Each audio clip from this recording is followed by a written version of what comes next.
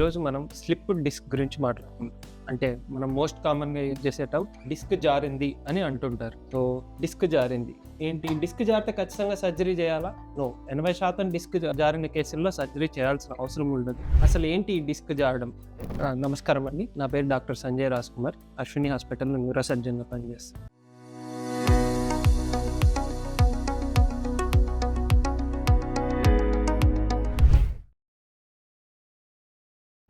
So వెన్నెముకలో మనకు parts ఏంటివి? వెన్నెముకలో vertebral bodies అంటారండి వీటిని. ఈ వర్టిబ్రల్ బాడీస్ వెనక లామినా అని ఉంటుంది. ఈ లామినా వర్టిబ్రల్ బాడీస్ లోపల మనకు వెన్నపూస అంటే స్పైనల్ కార్డ్ లోపల ఉంటుంది. ఇక్కడ ఈ మధ్యలో ఉన్న రంధ్రాలు అంటే ఇంటర్వర్టిబ్రల్ ఫొరామినా అని ఇంగ్లీష్ లో అంటారు. ఈ రంధ్రాల నుంచి నరాలు బయటకు వస్తాయి. సో ఈ వర్టిబ్రల్ బాడీస్ మధ్యలో మనకి ఏవైతే షాక్ అబ్జర్వర్స్ లాగా ఉంటాయో అవే డిస్క్ అన్నమాట. ఈ డిస్క్ ఎప్పుడు జారుతుంది? సో మనం బరువులు ఎత్తినప్పుడు కానీ, ప్రొలాంగ్డ్ సిట్టింగ్ కానీ, మన సిట్టింగ్ పోస్చర్ సరిగ్గా లేనప్పుడు కానీ, లేకపోతే మనము ఎక్సర్సైజెస్ కానీ ఇవి సరిగ్గా చేయనప్పుడు కానీ ఈ డిస్క్స్ జారే ఛాన్సెస్ ఉంటాయి. సో ఈ డిస్క్ జారినప్పుడు ఖచ్చితంగా సర్జరీ చేయాలా? నో. 80% సర్జరీ చేయాల్సిన అవసరం ఉండదు. మరి సర్జరీ ఎప్పుడు చేస్తాం? సో ఇన్ కేస్ మందులు పెట్టినా పెయిన్ తగ్గట్లేదు, పేషెంట్కి సివియర్గా పెయిన్ వస్తుంది, బట్ తట్టుకోలేకపోతున్నారు పేషెంట్ అంటే అప్పుడు సర్జరీ కన్సిడర్ చేయొచ్చు. సర్జరీ అబ్సల్యూట్గా ఎప్పుడు చేయాలి?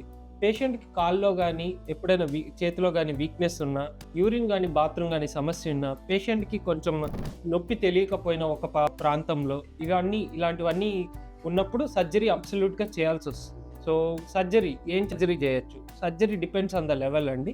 ఇప్పుడు డిస్క్ అన్నది సర్వైకల్ లెవెల్లో జారచ్చు. సర్వైకల్ అంటే మెడ భాగం. థొరాసిక్ లెవెల్లో జారచ్చు. థొరాసిక్ అంటే ఛాతీ అండ్ పొట్ట భాగం వస్తుంది. తర్వాత లంబార్ భాగం వస్తుంది, కింద వీపు భాగం అన్నమాట.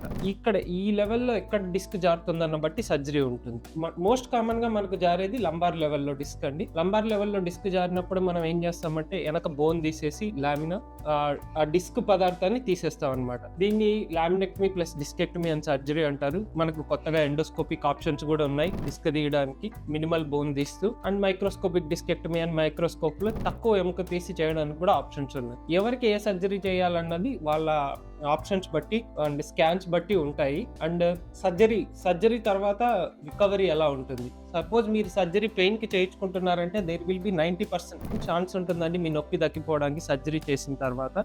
బట్ మీ సర్జరీ అదే వీక్నెస్ కోసం అయితే, కాల్ వీక్నెస్ వచ్చిన తర్వాత అయితే, వీక్నెస్ ఇంప్రూవ్మెంట్ అన్నది ఎన్ని రోజుల నుంచి వీక్నెస్ ఉంది, తర్వాత వాళ్ళ రికవరీ ఫిజియోథెరపీ బట్టి ఆధారపడి ఉంటుంది. 100% మళ్ళీ తిరిగి వస్తుందని చెప్పలేం శక్తి, వీక్నెస్ పరంగా అండ్ యూరిన్ బాత్రూమ్ కంట్రోల్ పరంగా. ఇన్ఫెక్షన్ రిస్క్ ఉంటుందండి సర్జరీ తర్వాత. దాంట్లో ఒక 2% ఇన్ఫెక్షన్ రిస్క్ ఉంటుంది సర్జరీకి జనరల్ గా. అండ్ అనస్థీషియా రిస్క్ ఉంటుంది సర్జరీకి ఒక 2%. సో మీకు గనక వెన్నెముకల నొప్పి ఉంది అనుకుంటే, తగ్గట్లేదు మందులతో అన్నప్పుడు మీరు ఇమీడియట్ గా దగ్గర ఉన్న న్యూరో సర్జన్ కన్సల్ట్ అవ్వాలి. లేకపోతే అశ్విని హాస్పిటల్లో నేను అవైలబుల్ ఉంటాను. Doctor Sanjay Raj Kumar Reddy, neuro surgeon. Thank you.